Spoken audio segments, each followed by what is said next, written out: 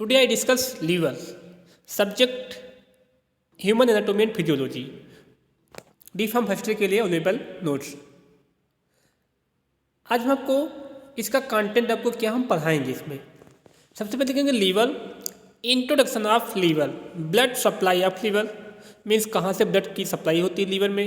Hepatic artery होती है, portal vein होती है, हिपैटिक वेन होती है, एक आपकी बाइल डक्ट होती है। फिर उसके बताएंगे आपको हम फंक्शन मीन्स लीवर का क्या कार्य है।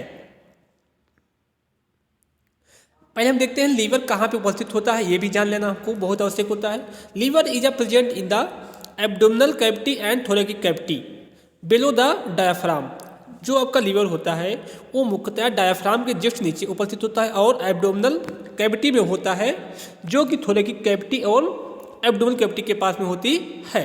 यह मुख्यतः स्टोमक के साइड में उपस्थित होता है और पैनक्रियाज के पास में भी होता है, थोड़ा थोड़ा अटैच होता है। इसके जस्ट नीचे आपकी गॉल ब्लैडर होती है, जो कि आपकी ग्रीन कलर की यहाँ पे दिखाई गई है। ये मुख्यतः एक्सेसरी ऑर्गन होता है। ये आपकी एक एक्सेसरी ग्लैंड है। यह मुख्यतः शरीर की सबसे बड़ी ग्रंथि भी होती है। उसके बाद देखते हैं इंट्रोडक्शन ऑफ लीवर मीन्स हम लीवर का आपको परिचय बताएंगे। Liver is the largest gland of the human body. जो आपका लीवर होता है शरीर की मनुष्य के शरीर की सबसे बड़ी ग्रंथि होती है। It like just inferior of the diaphragm in the right side of the abdominal thoracic region. यह मुख्यतया डायाफ्राम के इंफीरियर साइड में और right side of the abdominal thoracic region means abdominal cavity जो होती है उसके थोरेकिक रीजन के पास में उपस्थित होती है, राइट साइड में। उसके बाद इट वेट अबाउट, इसका जो वजन होता है लगभग 1.4 kg मीन्स 1.5 किलो तक हो सकता है। It is reddish brown in colour. इसका जो कलर होता है वह रेडिश ब्राउन कलर का होता है।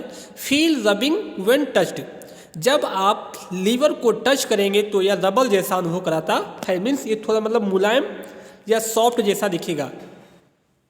इट प्रोडक्शन ऑफ केमिकल, यह मुख्यतः केमिकल का प्रोडक्शन करता है, मीन्स केमिकल को बनाता है जिसे हम बाइल कहते हैं। Bile is a very important role play in the digestion system. जो आपका बाइल होता है वो हमारे डाइजेशन में बहुत ही हेल्पफुल होता है। उसके बाद देखते हैं हम ब्लड सप्लाई मीन्स किसके माध्यम से हमारे ब्लड जो लीवर में पहुंचता है। Blood is a broad of liver means blood जो होता है लीवर में किसके माध्यम से पहुंचता है। हिपैटिक आर्टरी के माध्यम से, पोर्टल वेन होती है, एक पोर्टल आर्टरी होती है, एक हिपैटिक आर्टरी होती है जिसके माध्यम से ब्लड जो प्योर ब्लड होता है वो लीवर तक लाया जाता है और पोर्टल वेन के माध्यम से वहाँ से इम्प्योर ब्लड जो होता है वो लंग्स तक पहुँचाया जाता है। ब्लड वेसल से carried from the liver inferior vena cava and hepatic when.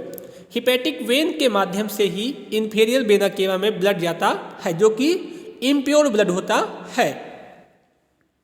अब देखते हैं हम हिपैटिक आर्टरी। हिपैटिक आर्टरी क्या होती है। It is the supply oxygenated blood to the liver. जो हिपैटिक आर्टरी के माध्यम से हमारा जो ब्लड होता है ऑक्सीजनेटेड ब्लड वो लीवर में पहुंचता है। It is a branch of colitis flexor. यह एक कोलाइक फ्लेक्जर की एक ब्रांच होती है या फिर शाखा होती है। Which in the turn arise from the abdominal aorta, जो कि यह एब्डोमिनल एरोटा से निकलती है। अब देखते हैं हम इसकी मतलब कहाँ से ब्लड सप्लाई होता है। सबसे पहले हम देखते हैं राइट हिपैटिक डक्ट। एक राइट हिपैटिक डक्ट होती है जो आपके लीवर के अंदर डक्ट उपस्थित होती है। एक फिर हिपैटिक पोर्टल वेन होती है जिसमें आपका अशुद्ध या फिर इम्प्योर ब्लड बहता है, जो आपकी डक्ट। फिर आपका कॉमन हिपैटिक डक्ट, एक ऐसी डक्ट होती है जिसमें लीवर से निकला हुआ एंजाइम और या फिर गॉली ब्लैडर से पित्ताशय से जो पित्त निकलता है उसको भी उसी के माध्यम से कॉमन डक्ट के माध्यम से वो सप्लाई किया जाता है इनटू द ड्यूडेनम के पास में।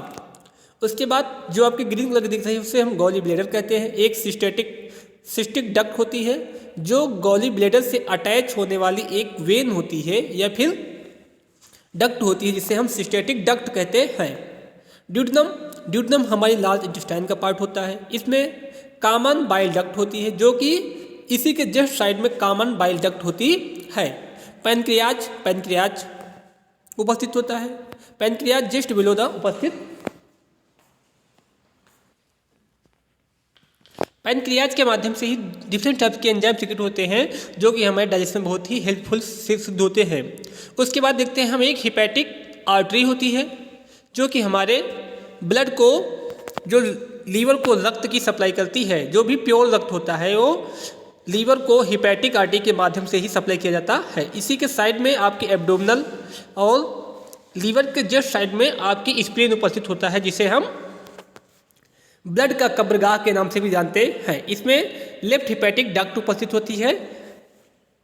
उसके जो ऊपर का साइड में ये आपका जो डार्क रेड या ग्रीनिश कलर का दिखाई दे रहा है जिसे हम लीवर कहते हैं। उसके बाद देखते हैं इसकी वेन, एक आपने पढ़ लिया पहले ही, हिपैटिक वेन्स। अब आपको देखते हैं हम पोर्टल वेन।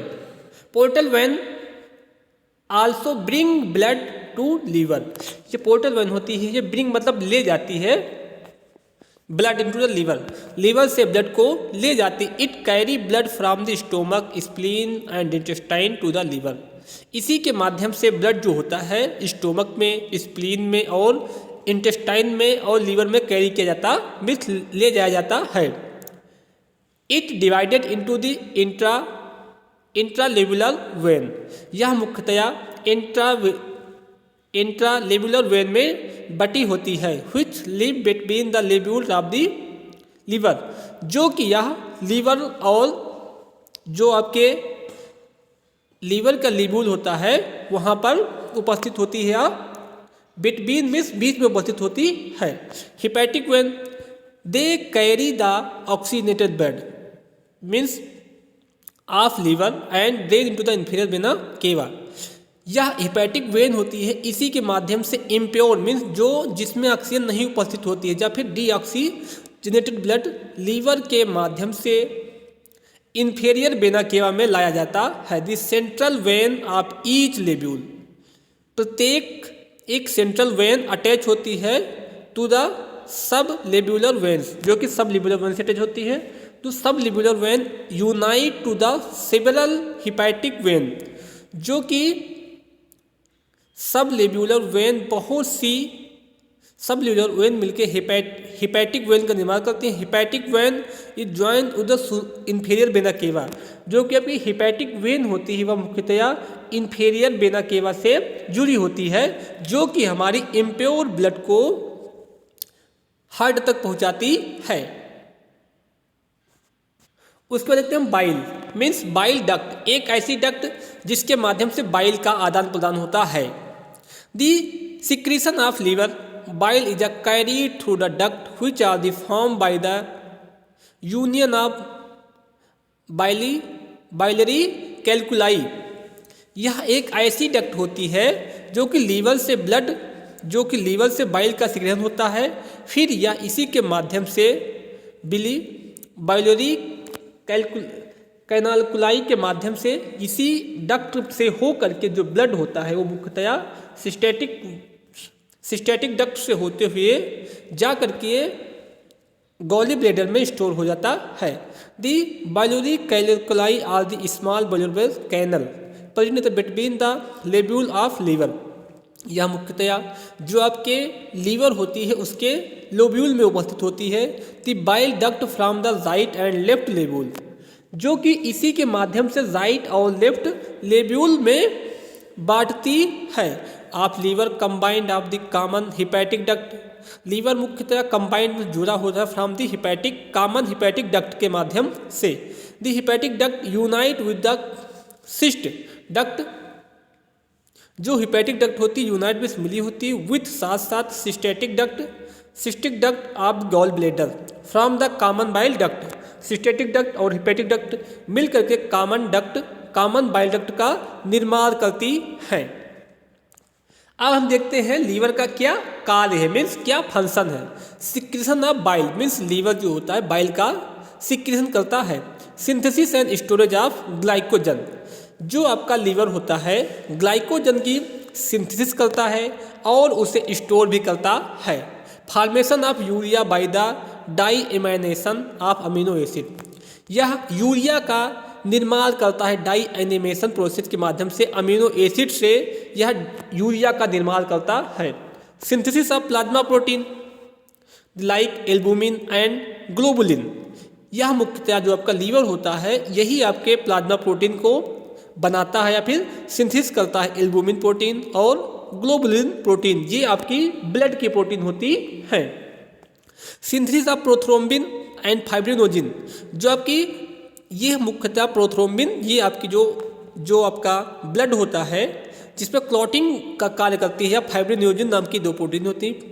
प्रोथ्रोम्बिन और फाइब्रिनोजिन प्रोटीन ये मुख्यतः रिस्पॉन्सिबल होती हैं क्लॉटिंग ऑफ ब्लड या कंगुलेशन ऑफ ब्लड के लिए जिम्मेदार होती है। इसी में ये हेल्प करती हैं and necessary for the blood clotting कंगुलेशन।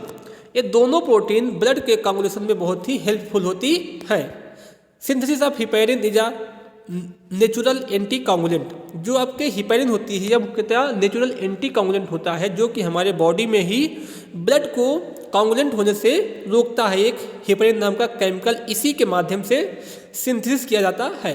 Production of heat as result of metabolic reaction, इसी के माध्यम से हमारे लीवर के ही माध्यम से हमारे बॉडी में या फिर मेटाबॉलिज्म में उपयोग होने वाली हीटिंग प्रोसेस या हीटिंग को भी एब्जॉर्ब की जाती है, रिएक्शन को बढ़ाती है।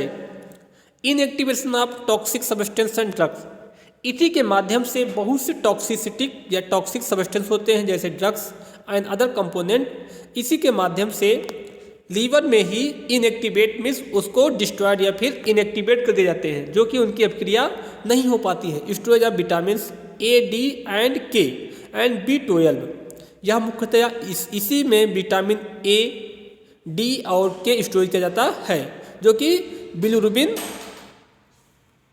स्टोरेज ऑफ आयरन, इसी के माध्यम से आयरन जो होता है स्टोर किया जाता है। स्टोरेज ऑफ आयरन, इसी के माध्यम से आयरन जो होता है हमारे लीवर में स्टोर किया जाता है। Thank you for watching the video.